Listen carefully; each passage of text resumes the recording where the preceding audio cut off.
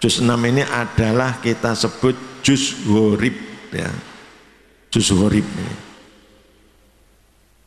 Juz ghorib itu adalah bacaan yang luar biasa.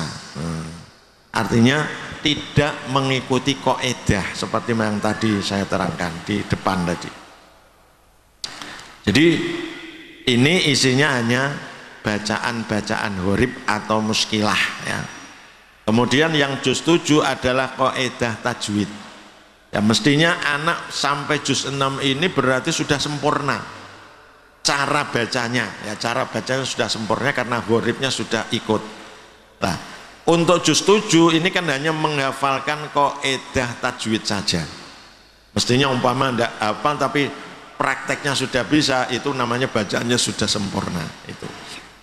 Nah, sekarang kita pelajari juz 6 ini. Jadi dalam tulisan Quran Rasm Utsmani tadi sudah saya terangkan, ada yang tulisan panjang dibaca pendek, ada yang boleh panjang boleh pendek dan lain sebagainya. Ini yang akan kita pelajari. Cuma ini juga kita memberikan keterangan hanya cara mengajarnya. Cuma yang penting-penting, yang pokok-pokok ghoribnya akan kami terangkan. Tapi kalau yang mengenai panjang, pendek, pendek, panjang itu saya kira tidak perlu kita terangkan. Waktunya tidak cukup ya. Halaman 1 ini yang kita sebut muskilah. Artinya tulisan sudah mengikuti kaidah, tapi pembaca ini sering salah. Antohiro fathah diikuti alif, alif yang sebelumnya fathah mestinya memang kan panjang. Nah memang bacaannya harusnya panjang, tapi ketika membaca di Quran ketika ini itu sering dibaca pendek. Nah, maka kita sebut muskilah, dibaca antohiro baiti ya. Ini karena kurang ketelitian pembacanya. Nah ini hanya contoh saja.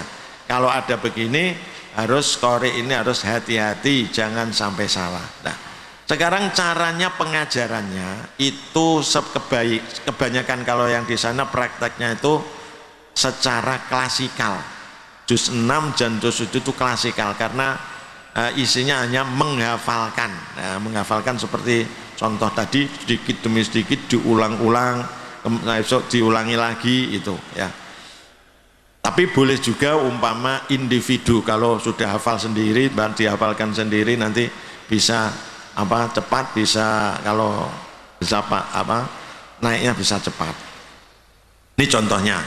Jadi umpamanya yang klasikal ini yang dihafalkan apa? Yang dihafalkan itu yang ada di dalam kotak. Halaman 1 yang ada dalam kotak dan keterangan sebelumnya.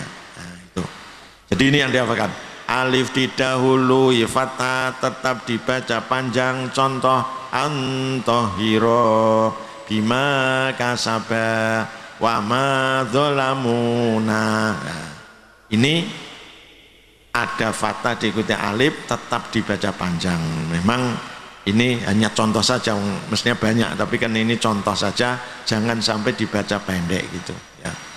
Kemudian di bawah kotak itu ada rincian bacaan yang ada di kotak. Antohiro, roknya tetap dibaca panjang. Antohiro, tidak antohiro, tapi antohiro ya. Kemudian ayat sesudahnya ini caranya bisa dibaca bersama-sama atau gantian ya. Tidak perlu dihafalkan semua ayat-ayat, nanti keberatan anak-anak ya. Ini yang penting bacaannya bisa benar itu ya. Nanti umpama ada yang ingin menghafalkan yang pokok-pokok ghoribnya yang dibaca, yang dihafalkan. Kalau yang panjang pendek ini umpama tidak dihafalkan tidak apa-apa ya. Kemudian supaya mantap biasanya ada pertanyaan-pertanyaan ya. Contoh pertanyaan ada di belakang juz 6 ya. Sebutkan contoh alif didahului fathah tetap dibaca panjang ya. Nanti kalau ditanya jawabnya seperti yang dihafalkan, tidak hanya antohiro, tapi Dijawab menurut hafalnya. Alif didahului fathah tetap dibaca panjang, contoh antohiro dan seterusnya. Bagaimana cara membaca antohiro? Antohiro, roknya tetap dibaca panjang. Antohiro itu contoh yang muskilah. Sekarang contoh yang horib, ada alif tidak dibaca panjang. Contohnya litat luwa ada alifnya. Nah, tapi yang tidak terbaca ini di dalam Quran Rasum Utsmani diberi tanda bulat atau seperti sukun. Ya. Kalau ada begitu berarti menandakan huruf yang tidak terbaca. Ini contoh huruf yang dihafalkan. Alif didahului fathah, di akhir kalimat dibaca pendek. Dibaca pendek ini bisa diganti dengan dianggap tidak ada. Dibaca pendek atau dianggap tidak ada dalam Al-Quran hanya ada 7, yaitu litat luwa, liyarbua, liyabluwa, wanabluwa, lan nad'uwa, samuda, qawarira min fiddah. Ini kalau anak diulangi berkali-kali nanti akan lancar carcar anak-anaknya. Ini nanti ada pertanyaannya, nah, nanti dijawab, begitu caranya. Ya. Itu contoh cara pengajarannya. Selanjutnya ini yang akan kami terangkan adalah pokok huruf, yaitu yang kita sebut ada imalah, ismam. Nah ini huruf yang perlu praktek dan perlu keterangan ini ya. Judulnya huruf dan harokat. Huruf dan harokat mestinya kita baca menurut apa adanya. Alif ya dibaca alif, kasroh dibaca kasroh, sin dibaca sin. Ya itu. Tapi ada sebagian yang tidak sesuai dengan tulisannya. Pertama adalah ismam dan ikhtilas, dijadikan satu karena satu kalimat ini. Yang diterangkan hanya kalimatnya satu, maka dijadikan satu. Ismam ialah mencampurkan domah pada sukun. Sukun yang dimaksud ini sudah berubah menjadi tasdid ya, dengan memoncongkan bibir. Ini ya agak panjang kaidahnya. Yang mestinya prakteknya itu pokoknya ketika dengung bibirnya moncong atau mengisyarahkan domah ya.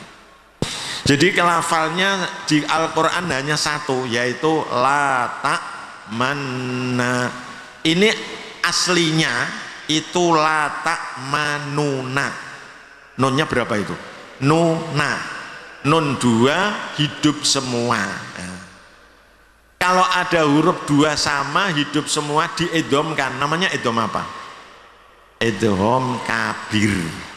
Tapi biasanya tidak diterangkan karena tulisannya sudah jadi satu ya. Ini namanya idhom kabir ya. Tapi tulisan sudah jadi satu karena asalnya latak manuna. Karena diidhomkan dan aslinya latak manuna, maka ketika dibaca ya, prakteknya dalam qiraah itu masih memperlihatkan domahnya. Maka ketika kita baca, ketika dengung domahnya harus diisyarahkan ya. Jadi la ta manna ini dicampur, domahnya dicampurkan pada tasdid atau sukun, mungkin benar sukun situ.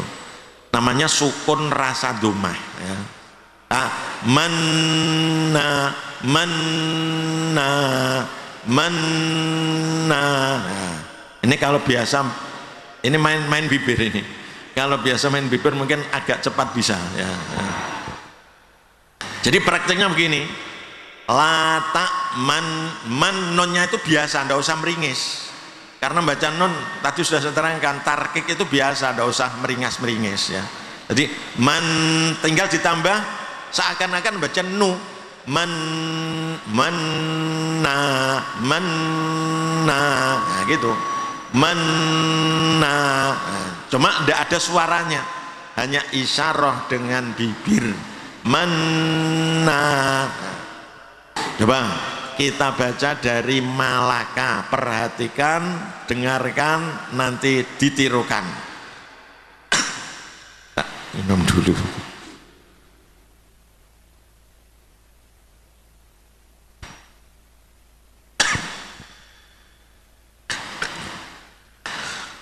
Bismillahirrahmanirrahim.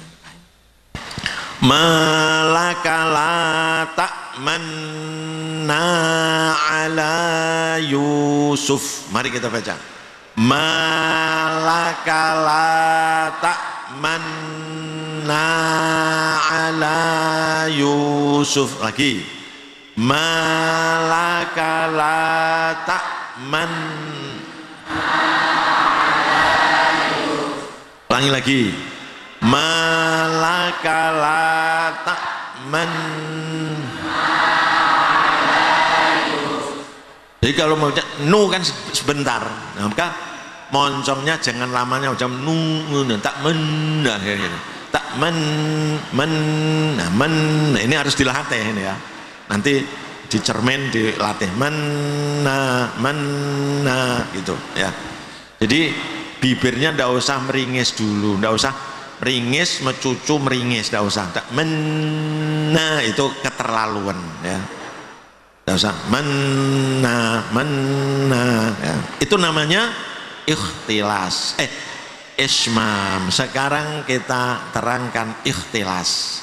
Ikhtilas itu bisa disebut dengan raum ya, birraumi ya, raum boleh, atau kadang juga disebut ikhfaul harokah. Ikhfaul harokah, jadi apa, harokatnya disamarkan. Lah, qaidahnya ikhtilas itu membaca harokat dengan cepat dan samar, atau dibalik boleh bisa samar dan cepat. Maksudnya samar, aslinya yang asli keras dikurangi sepertiga, dikurangi. Yang aslinya lamban dicepatkan. Nah, maka berarti di situ membaca harokat dengan samar dan cepat. Nah, kalau biasa kan kita baca lata manuna nuna, lata manuna, itu namanya biasa. Nah, nunya, harokat nu ini kita baca cepat, lata manu, nah itu namanya cepat. Nah, disamarkan asalnya tak manu, nah, tak manu, nah, agak dipelankan. Nah, prakteknya menjadi malakala tak manuna ala Yusuf, tak manuna, itu namanya ikhtilas ya. Saya baca, diperhatikan. Malakala tak manuna ala Yusuf. Coba dibaca. Malakala tak manuna ala Yusuf. Lagi. Malakala tak manuna ala Yusuf. Sekali lagi.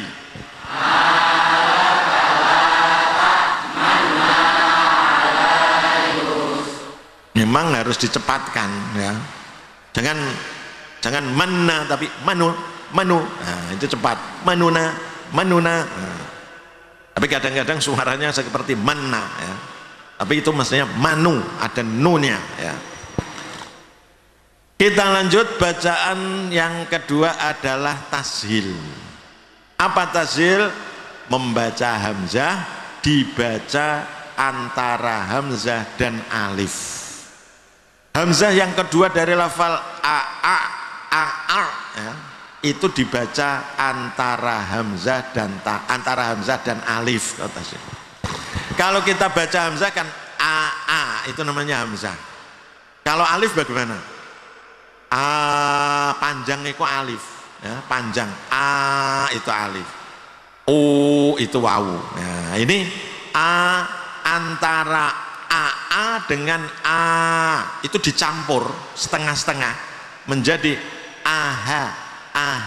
Nah, bukan h. Kalau h kan aha. Makhrajnya mat itu di lubang atau di rongga tenggorokan, maka disebut makhraj muqaddar, ya, tidak nempel tapi di rongganya, ya. Jadi dengan menjadi jamiyyu wa arabi, jamiyyu wa arabi. Coba didengarkan, nanti dibaca bersama. Jamiyyu wa arabi. Mari. Lagi. Sekali lagi. Jadi mirip ha, ya, mirip ha tapi bukan ha. Kalau ha, hi, hu, ha. Ini aha, anggang-anggang coro Jawa nih. Jamiyun. Jadi jangan dibaca jamiyun, ya, bukan tasil itu, ya. Nah, untuk Imam Hafiz hanya satu ini yang harus dibaca tasil. Tapi ada 3 kalimat yang boleh tasil, boleh ibdal. Apa itu? Al-ana boleh dibaca ahal-ana, Allahu, ahallahu, az-zakaraini, ahaz-zakaraini. Ini seperti yang saya terangkan di depan tadi, ya. Nah, yang baik ya memang yang dibaca ibdal panjang itu, tapi umpama tasil juga boleh, ya. Kemudian kita lanjutkan bacaan imalah. Imalah itu artinya mencondongkan, memiringkan, ya. Nah, condong itu berarti dari apa? Tegak, ya. Nah, ini alif itu digambarkan huruf yang tegak. Tegak itu berdiri tegak gini, ya. Majroha itu gambaran alif, dibaca alif seperti tegak. Majriha ya itu digambarkan tiduran, ya, tiduran. Ri itu tiduran. Lah, imalah itu tegak dicondongkan. Asalnya majroha dicondongkan, pertengahan ini masih kurang, wong. Di situ kaidahnya mendekati kepada ya. Jadi kalau pertengahan masih ditambah lagi condongnya. Jadi dekat dengan ya. Majroha, majriha menjadi majriha. Nah, bukan pertengahan. Kalau pertengahan namanya taklil. Majriha itu taklil. Jadi ada majriha, ada majri. Nah, dekat dengan i. Majriha. Ya. Sukar apa mudah? Nah, sukar. Nah, sekarang dimudahkan. Coba kalau kita pakai contoh Indonesia. Nah, seperti sore. Nah, sore kan biasa kita ucapkan. Hari telah sore. Nah, kalau bacaan sore biasa itu namanya taklil atau namanya imalah suhro. Nah, berarti kalau nanti kita bacanya imalah atau imalah kubro harus tidak sore tapi sore. Nah, sore menjadi sore. Nah, itu mudahnya kan gitu, ya. Sore tidak sore tapi sore. Majriha. Nah, ini kalau kita mengaji sab'ah, ya. Karena banyaknya imalah itu akan mempermudah, ya, mempermudah, ya. Nah, imam yang lain imalah itu banyak sekali, seperti Imam Hamzah, Imam Ali, setiap dhawatul ya, alif yang tulisannya ya itu dibaca imalah. Wadduhi wal laili idza saji ma wadda'aka rabbuka wa ma quli. Biasanya di itu kalau Imam Waras namanya taklil, dibaca taklil. Wadduhi wal laili idza saji. Nah, itu taklil. Nah, kita ada satu namanya lafal majriha, kita baca majriha, tidak majriha tapi majriha. Kita baca nanti diikuti. Bismillahi majriha wa mursaha. Mari. Bismillahi majriha wa mursaha. Ulangi lagi. Bismillahi majriha wa mursaha. Sekali lagi. Bismillahi majriha wa mursaha. Jadi patokannya sore ya. Jadi kalau seperti sore itu masih kurang atau sore nah, majri ya, itu biar mudah ya. Hanya satu itu yang dibaca imalah. Sekarang saktah adalah berhenti sejenak tanpa bernafas sekadar satu alif. Satu alif adalah dua harokat dua gerakan. Yang harus dibaca sakta ini ada 4 ketika dibaca wasol. Kalau wakof ya namanya tidak sakta ya. Ada 4. Pertama adalah iwaja oyima, pakainya hitungan, jangan pakai ketukan, apalagi pakai tepuk ya. Terus iwaja oyima, nah, itu lebih baik ya. Mimar kodina ada. Nah, ini wakofnya saktahnya iwaja bukan iwajan ya. Pada alif bukan pada nun, bukan pada tanwin. Dan ini boleh diwakofkan iwaja qayyiman liyunzir karena atan tempat wakof. Mimmar qadina hada juga boleh karena ada tanda wakofnya. Waqilaman raq ini tidak ada wakofnya jadi ya diwasolkan. Kalabal rona 4 ini harus dibaca saktah ketika diwasolkan.